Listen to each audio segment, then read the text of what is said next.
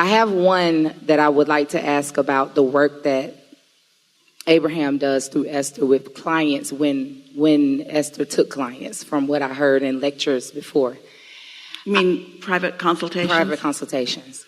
And so in the work that I do, I find that it's very impactful, but there's this side of it that has been bothersome to me, and that is I feel that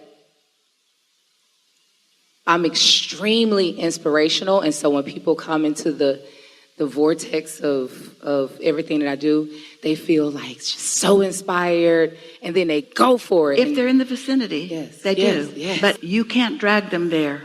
They have to come willingly. Ta-da! And so I feel, sometimes I feel bad when I realize that it's almost like I've had like several clients that I remember go big and amazing, and then they have these almost like great falls. Well, it takes a little practice. We've been talking a lot today about stability and practice. Explain to them how it works. In other words, trending, that is such a good word, because before trending, we were using the term airtime. The more airtime you give to something, then the stronger your point of attraction is about it. But look at it this way. Most everyone who comes to you has something that they want to overcome, something that they want to explain, something that they want to improve. And so often they have a vibration of unwanted that is stronger. Let's shore that statement up with some others. The vibration of a question and the vibration of an answer are very different frequencies. The vibration of a problem and the vibration of a solution are very different frequencies. So they're tuned to their problem. Often it's why they come. You're tuned to their solution, and that's why they can't hear.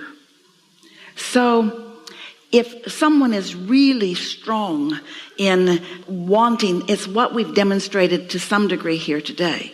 We're really not encouraging you to complain your way to your solutions. It doesn't work.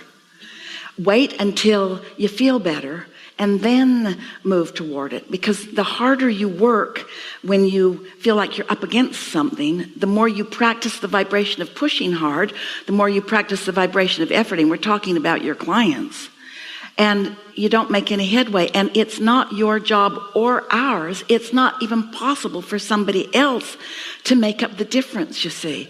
But as teachers and uplifters, you keep thinking like you ought to be able to, when what you're really wanting is the law of attraction to bring to you those that are ready to hear what you have to say. And that doesn't mean that someone who came and heard a little and then reverted back to their trending isn't now taking another run at it. Of course they are. Bless the contrast for the clarity that it brings them. And every time you see someone struggling in something that they don't want, remind yourself they are creating a vortex version that you can tap into. But as a teacher and a healer and an uplifter, you must not take it as your responsibility to know what they want and try to bring them to it when they're not a vibrational match to it.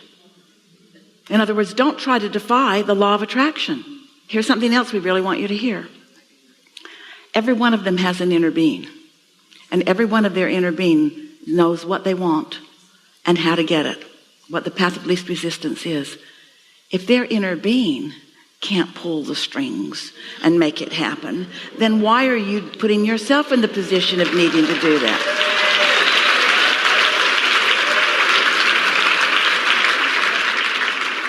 So just love them and expect the best for them.